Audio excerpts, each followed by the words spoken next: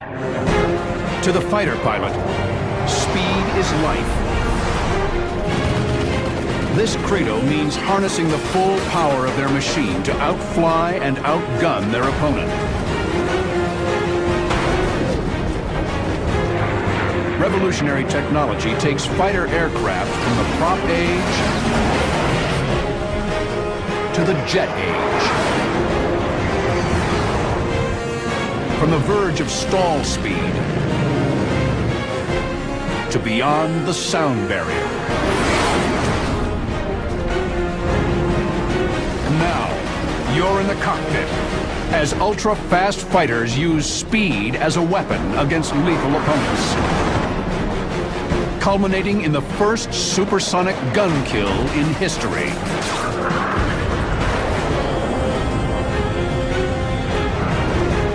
Experience the battle. Dissect the tactics.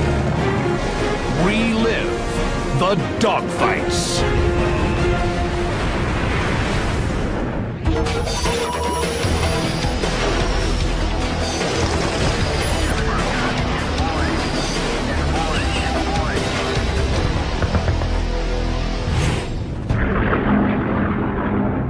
January 21st, 1944. Under the pitch-black cloak of night, a Royal Canadian Air Force Mosquito skims across the English Channel. Its pilot is an American, Lou Luma. Going over the channel was like being inside of a black barrel. I mean, you didn't see anything. You didn't know where up was or down was or anything. Luma and his navigator, Lieutenant Colin Finlayson, are night intruders. Their mission? Attack German aircraft right at their doorstep.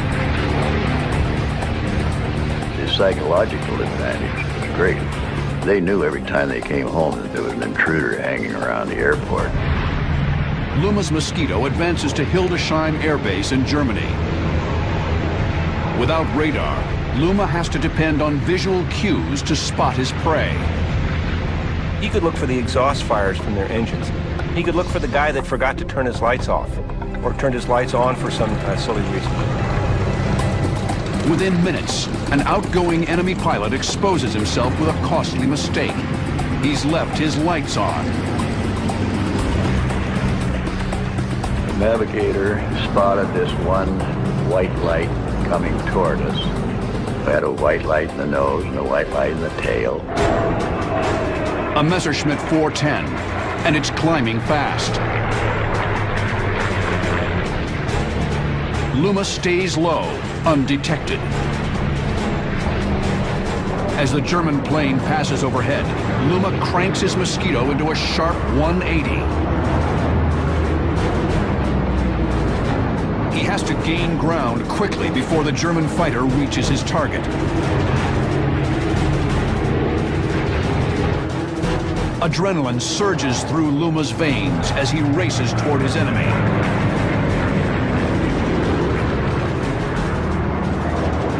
Two Merlins of mine with the throttles pushed all the way forward to catch him, because I didn't want him to get away.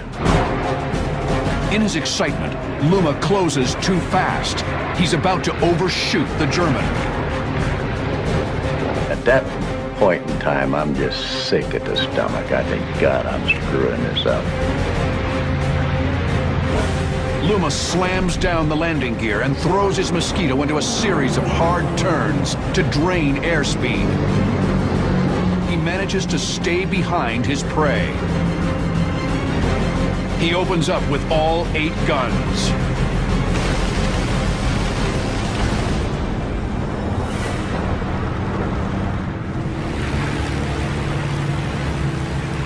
As soon as you do it, there's an explosion. And then just ram the nose forward to avoid flying through all this debris.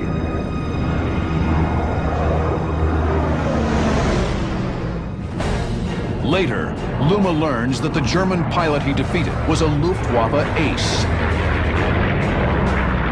He had shot down 5 British bombers that night, and he had landed to get more fuel. In his excitement, he left those lights on. Luma speeds away into the shadows, a victorious night fighter. The Mosquito has inflicted its deadly sting.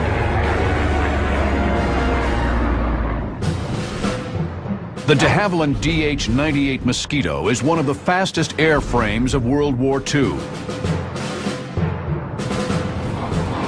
A lightweight wooden frame wedded to twin 1,700 horsepower Merlin engines. The Wooden Wonder, as it became known, could reach speeds well over 400 miles per hour.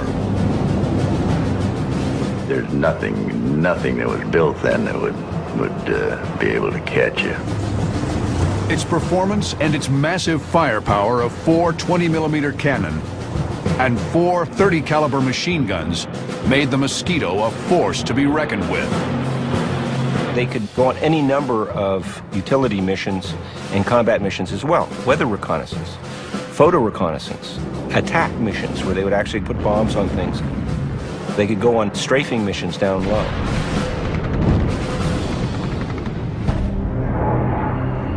One such strafing mission will take Mosquito pilot Lou Luma from the murky shroud of darkness into the revealing light of day. March 24th, 1944. Luma's Canadian Air Force Mosquito again steals across the English Channel. It's a rare daylight appearance for the plane and its pilot. It had what they call daylight rangers. These were trips that they would let us go out in daytime, 2 aircraft at a time. You had to plan your own trip. Today, Luma's target is an air base on the French-German border. The idea was they would go in unannounced, by surprise, with lots of speed, make one pass, wreak all kinds of destruction, and then get out of there. Less than 5 miles from the airfield, Luma spots a bogey. It's a Ju-37, a single-engine trainer. The Mosquito pilot knows that he must jump his enemy before any alarm can be raised. He creeps into position. Luma's 8 weapons bark to life.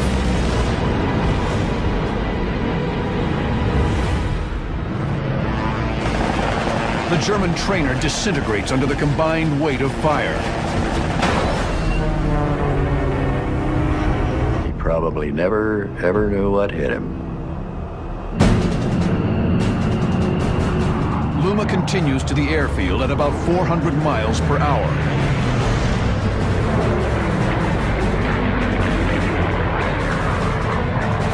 As he approaches, Luma spots scores of targets.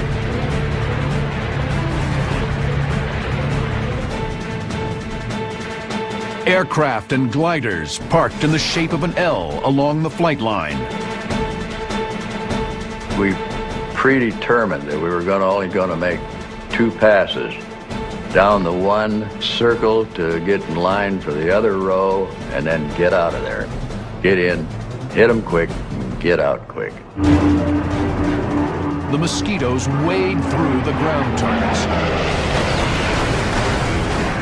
ensuring the enemy planes will never claim kills of their own.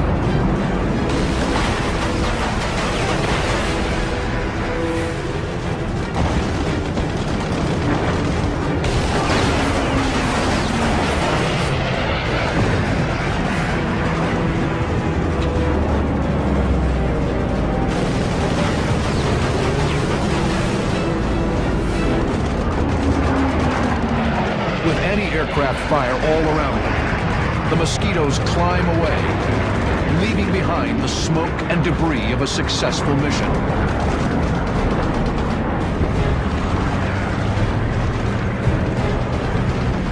But halfway to the English Channel, Luma spots a new target. And then we saw Junkers 52, that was an old tri-motor transport. And that was a tough old bird.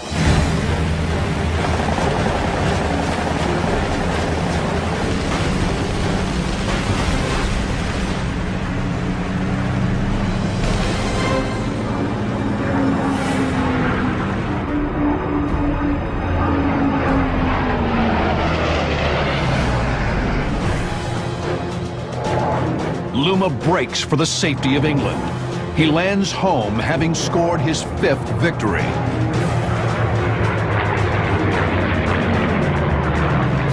He remains the only American Mosquito ace, and a prime example of a fighter pilot using speed as a weapon. You know, Luke could be writing some rules of thumb for today's intruder pilots and attack pilots.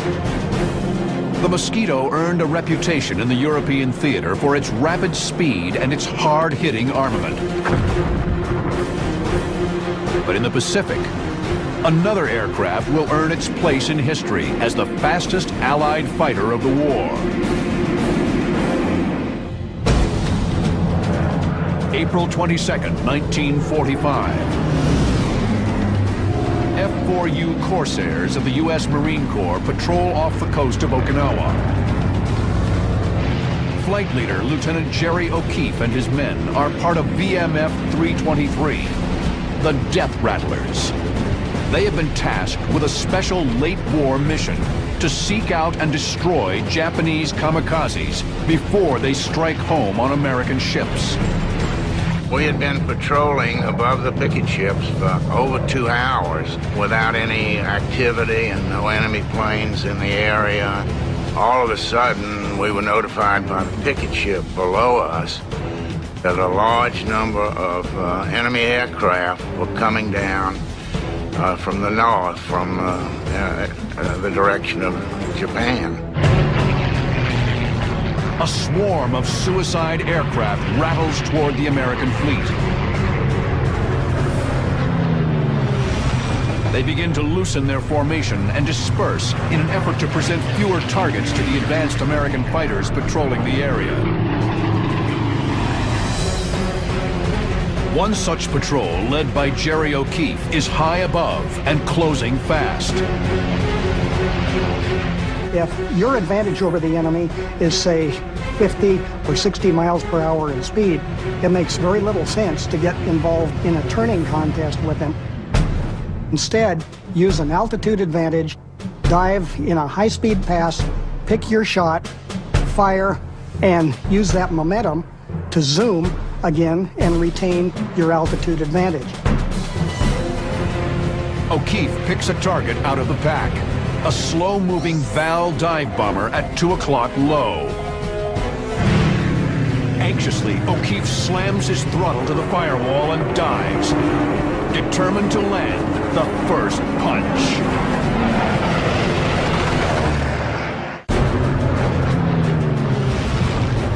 April 22nd, 1945. Corsair pilot Jerry O'Keefe is diving fast on a kamikaze.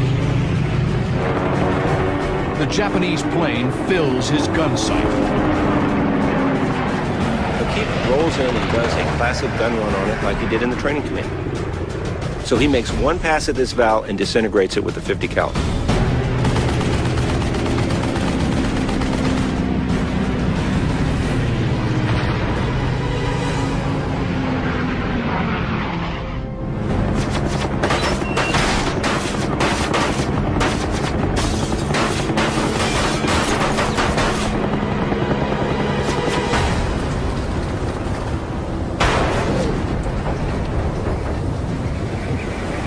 O'Keefe levels off with 6 more valves ahead of him.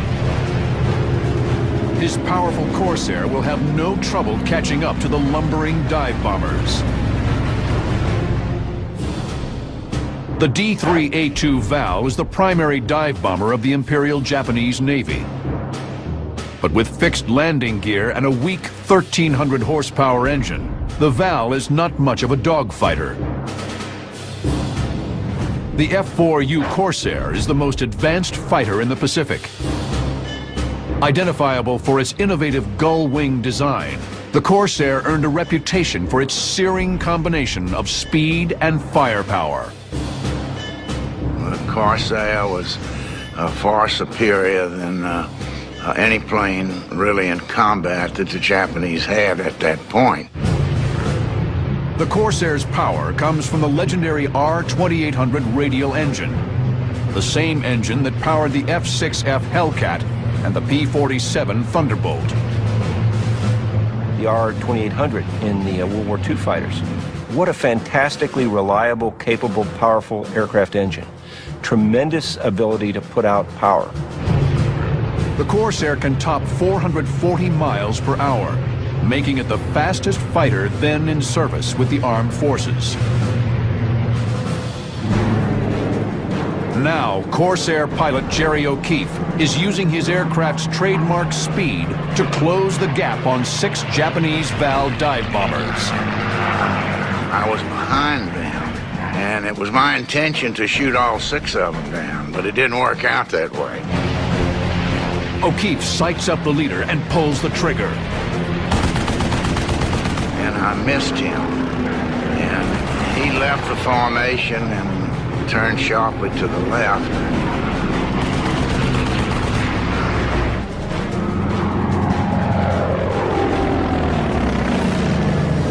And I decided I was going to stay with him until we settled that matter. The Val dives into the clouds. O'Keefe doggedly pursues. I had put my landing flaps down a little bit so I wouldn't run past him. Finally, the Val pilot's luck runs out. Just wasn't enough cloud cover for him to get into. And then I had a dead-on shot from the stern.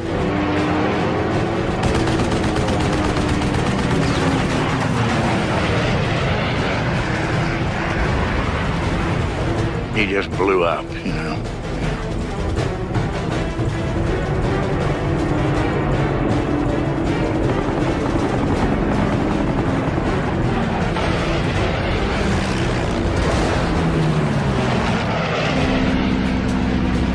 As O'Keefe returns to the fight, another Val comes screaming right at him.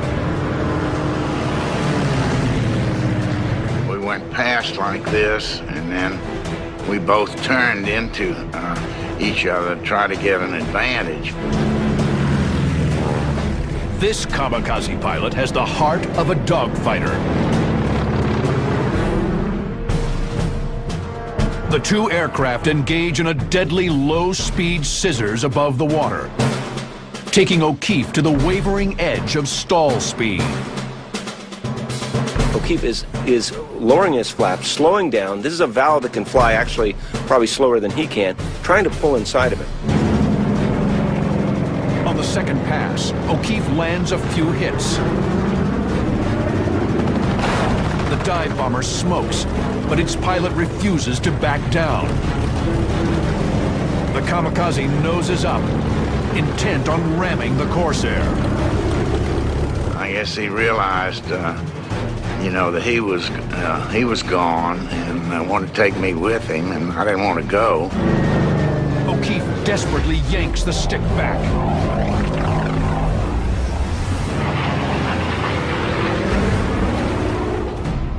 So I pulled up and was able to avoid him.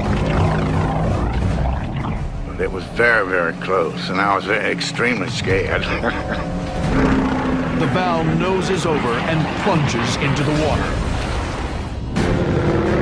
It's a hard-fought 3rd victory for O'Keefe. The American pitches up, knowing he can trade altitude for speed. Leveling off at nearly 10,000 feet, he spots another Val below. The next engagement that he has is very similar to his first engagement. He looks and sees a bogey down low 2 o'clock. The kamikaze pilot doesn't see it coming. Some of those pilots didn't seem to see other aircraft. They were oblivious to what was about to happen to them in most cases. O'Keefe accelerates, does another classic training command style gun-firing pass at high speed, and gets the kill on the first pass. As O'Keefe climbs away from his 4th victory, he spots a lone Val off in the distance. No doubt on an attack run against the American fleet. With O'Keefe's engagements against the kamikazes at Okinawa, the great limiting factor is the amount of ammunition that he has in the aircraft. Low on ammo, O'Keefe uses his best asset, speed. O'Keefe trains his sight pipper, takes a breath, then fires.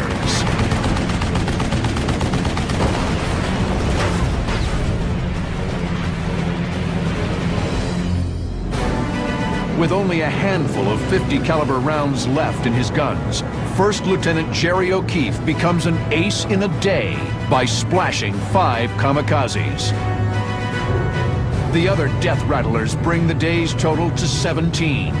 Not a single kamikaze successfully strikes the fleet. O'Keefe and the death rattlers, they saved thousands of lives by blunting those assaults coming in. And that we owe them a tremendous debt of gratitude for that.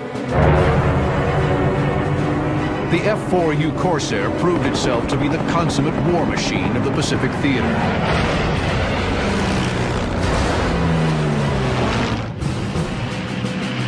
But the end of World War II brings with it a quantum leap in technology.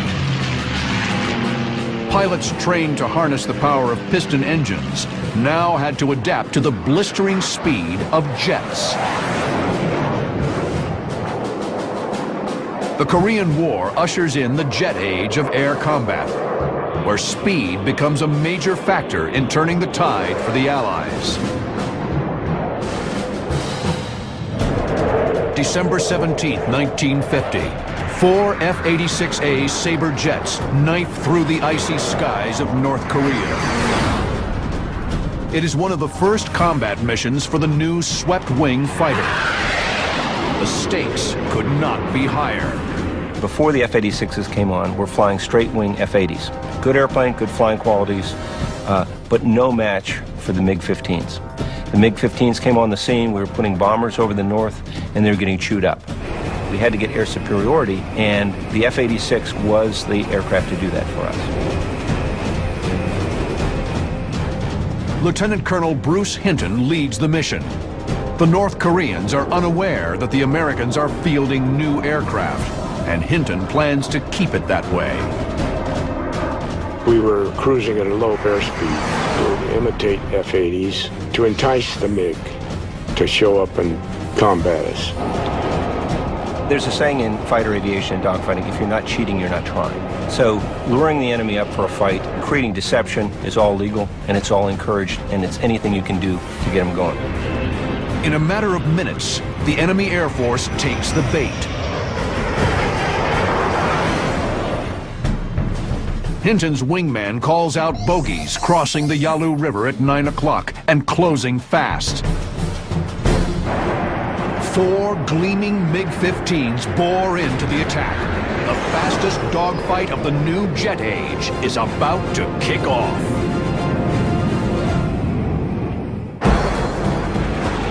December 17, 1950. Sabre pilot Bruce Hinton keeps his cool.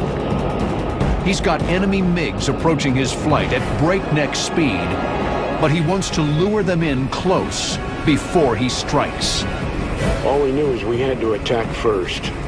If they got on our tails, we'd have trouble. One thing you don't want to have is a MiG-15 on your tail.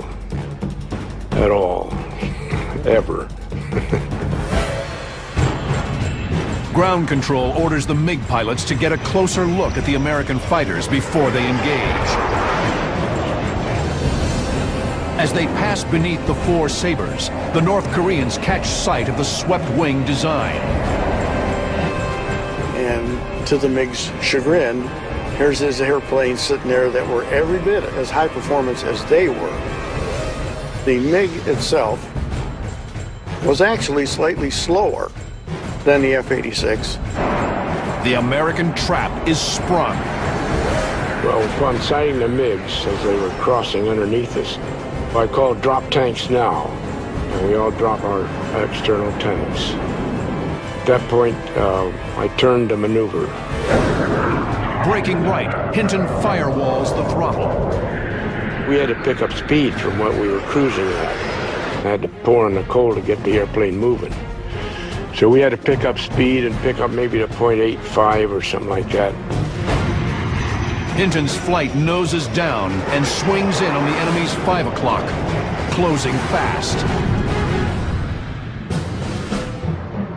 The lightweight MiG can outclimb the Sabre and boasts harder-hitting cannon. The Sabre has a slight edge in top speed, and its heavier airframe allows it to approach Mach 1 in a dive. They both had strengths and weaknesses relative to one another that tended to cancel each other out. At jet speeds, suddenly everybody is butting up against the sonic barrier. And at about Mach 0.94 or thereabouts, everybody's capable of doing the same speed. So what did that do? That took us back into the turning arena. The MiG flight splits defensively. Hinton's targets, the MiG leader and his wingman, break left. They commit a cardinal error. They reverse their turn. So Hinton slides right in for a guns kill. Now here's a very capable and qualified gunnery pilot. Hinton's airspeed indicates 0.95 Mach, the knife edge of the speed of sound. He selects his target. Well, I picked the lead guy as the man I ought to attack. But then as I maneuvered, I said I'm going to get on the closest one. At about 1,500 feet, he pulls the trigger.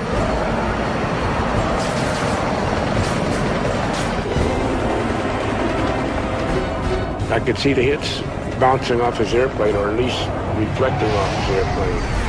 But he didn't do anything. He just stayed there, and so I kept firing. The North Korean pilot frantically pops his speed brakes.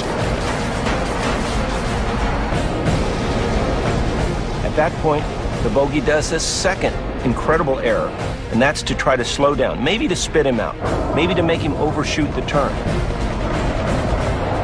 I had to slow down to stay on his tail. I didn't want to get ahead of him. Hinton almost overshoots him, comes directly underneath the belly of the aircraft, 5 feet from him. So he can look up and see the rivets, and he's just hanging in there. The desperate MiG driver wings over and dives, hoping the American will turn him loose. No such luck. I followed him, and I let him have a long burst. And that's a lot of 50 caliber slugs. Well, at that point, he looked like he was really out of control.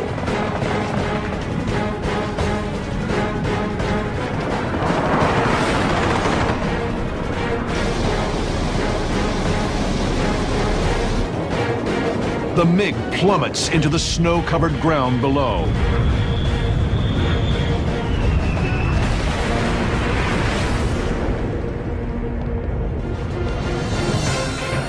The rest of the MiGs use their climbing speed advantage to bug out of the fight. They just firewall the throttle and soon climb, and the F-86s couldn't keep up with them. Hinton has drawn first blood for the F-86 Sabre. Within weeks, air superiority over North Korea again belongs to the Allies. Though still considered a subsonic airframe, the F-86 proves that speed is often the decisive factor in aerial warfare.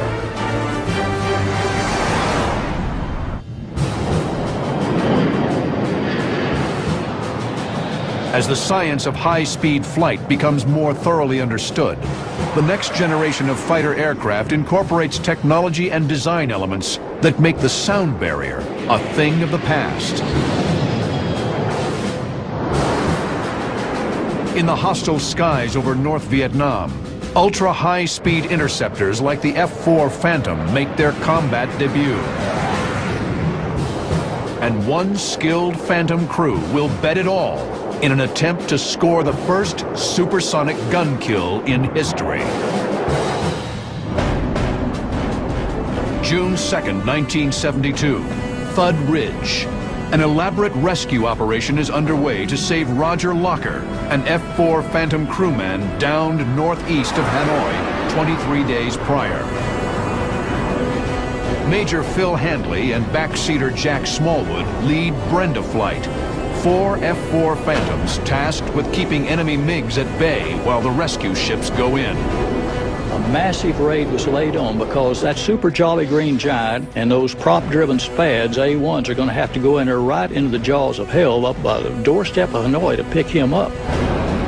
After several uneventful passes around the recovery zone, Handley's cockpit comes alive with the 1,000 hertz rattle that can mean only one thing: a surface-to-air missile launch. Handley turns into the alarm, scanning for telltale dust and debris. The SA-2 is a rather simplistic missile which you could defeat easily if you could see it in time. So we turn into it. We can't pick them up. I see no missiles. We don't see anything. A false alarm, but the SAM threat has forced the flight to expend precious fuel. It was a typical day in that we were running out of fuel tanks. I was the only one of the 4 aircraft that had a centerline tank on it, 600-gallon centerline tank. Handley's element leader calls bingo fuel. He must break off with his wingman and head for a tanker, leaving only Handley and wingman Buddy Green to finish the cap. And just then, a warning from radar control. He said, Brenda 1, he said, this is Worm. You have bandits 1, 2, 3 at 8, 123 degrees at 8 miles. MiGs closing fast from 4 o'clock low, hell-bent on killing the Americans. June 2nd, 1972. Major Phil Handley and wingman Buddy Green have some unwanted company. Enemy MiGs on their tail. Handley brakes hard into the threat. My backseater, Jack Smallwood's doing everything to try to lock these guys up, but it's a look-down angle, and these aren't pulse Doppler radars in those days. Looking down into ground clutter is like looking into clabbered milk. The situation quickly goes from bad to worse. We're not picking them up. And just as we're getting close, my wingman buddy calls bingo.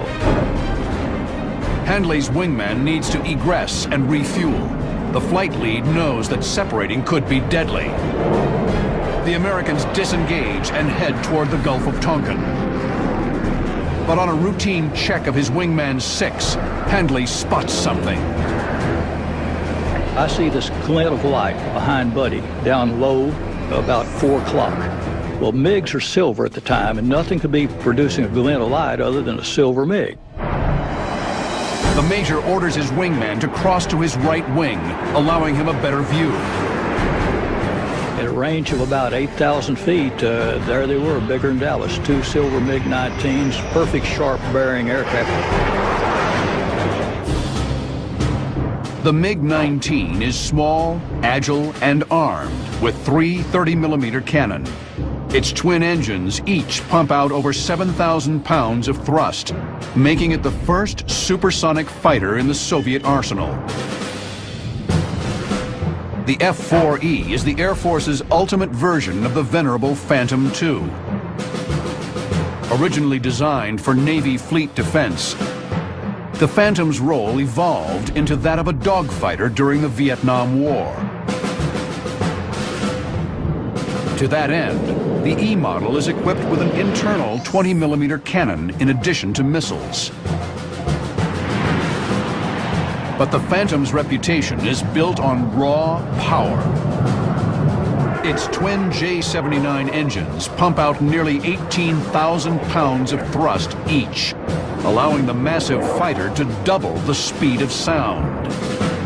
The F-4 Phantom is truly the performance aircraft of its generation, and it comes to its own at high speeds. When you get that aircraft above 475 knots in a turn, it just keeps wanting to accelerate. In a dogfight, the MiG-19 is more maneuverable, but the Phantom has a huge advantage in speed and weapons systems. Now, Phil Handley is faced with a mortal decision. His wingman's fuel tank is running dry. but he wants to take a crack at those MiGs. I said, Brenda 2, you continue on out. I'm going to take one run at this guy. And he's, in a voice just calmer than you can imagine, he casually said, I'll stay with you. Handley throws his J-79 engines into full burner and cranks back toward the MiGs. An incredible 9G pull. I was so full of adrenaline, I don't recall pulling any G's whatsoever, but I slammed over 9 G's on the airplane. And that, supported by God's radio G, I really just came around quick on these guys. In his dive, Handley's Phantom goes supersonic. The idea was to keep their energy up and to fly faster and use the advantages that the Phantom had. I went through the Mach at the 90-degree point and never came out of afterburner. So in the next minute and 42 seconds, I traded a half a ton of JP4 and 3 miles of altitude for airspeed in pursuit of this guy. While Handley dives, Wingman Green climbs sharply to gain altitude and conserve fuel.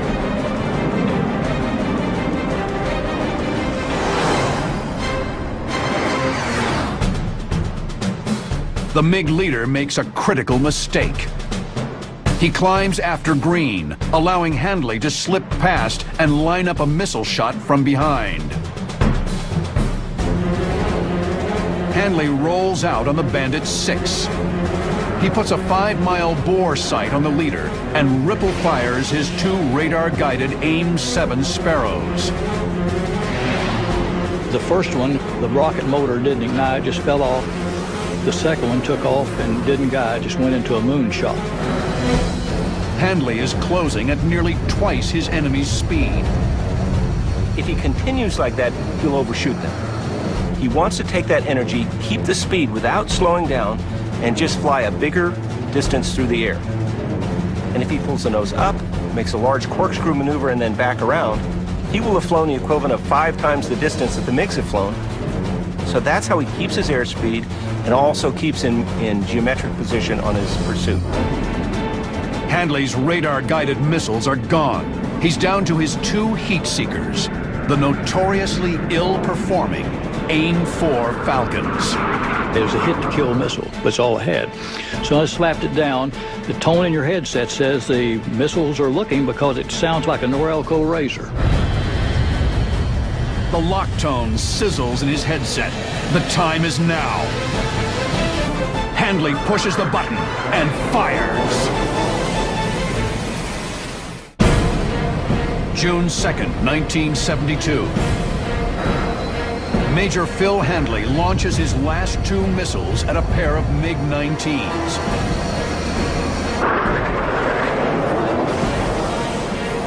But again, technology fails him. One of them never came off the rail, and the other one went up in a moonshot.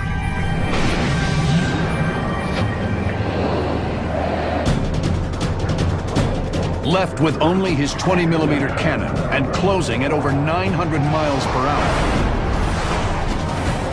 Phil Handley is locked into a Mach speed version of a classic dogfight.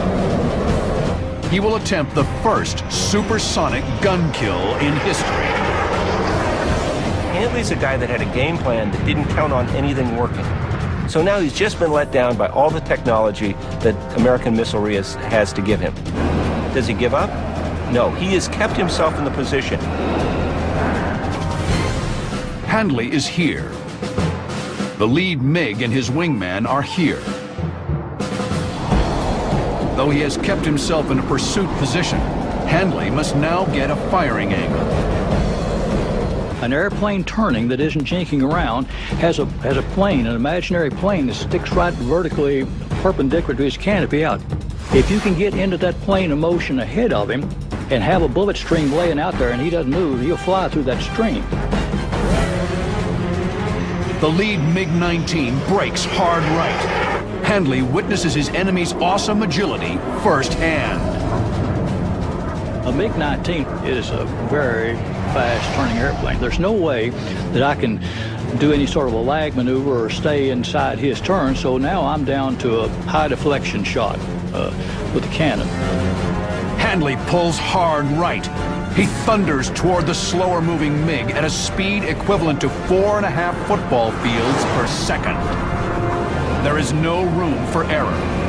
If he misses with his last weapon, he will overshoot and make himself the target. As Handley begins to pull lead, he struggles to keep a visual on his enemy. The long nose of the Phantom obscures the MiG. You cannot point out directly ahead of him because that nose obscures him, so you must carry him down here in this quarter panel here. It's just below the plane of motion. And he's coming around. At the last moment, I roll up and then back down in the plane of motion, held down the trigger. A quick 3-second burst.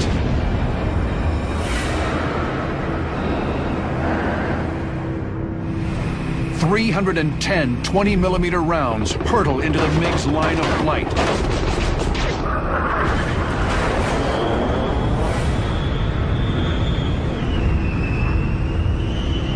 That 20-millimeter stream walked right down. The first one hit up in the left wing root. The next one, I saw it hit the wing root, left nose, canopy, wing root, tail. And just that fast. And as quick as I passed him, I quarter rolled and zoomed. Handley glances back. There was flames and fluids and big chunks falling off of him, and he was flopping around. The MiG crashes into the jungle. After a series of frustrating misses, Phil Handley scores. And there must have been 25 fighter pilots up in Route Package 6 all hollering, you know, and shouting. And last one I recognized my squadron commander, old John Down. He said, "Way to go." The MiG wingman rolls in on Handley's 6, but the American is going too fast and easily climbs away. Arriving at base, Handley learns that the rescue mission he supported was a success. We went back to Udorn Channel 70, and there was the greatest celebration you've ever seen, because there's old Roger Locker. You know, they got him out. Handley's role in the rescue mission is historic. With an indicated airspeed of Mach 1.2, his victory is the first and only recorded gun kill at supersonic speed.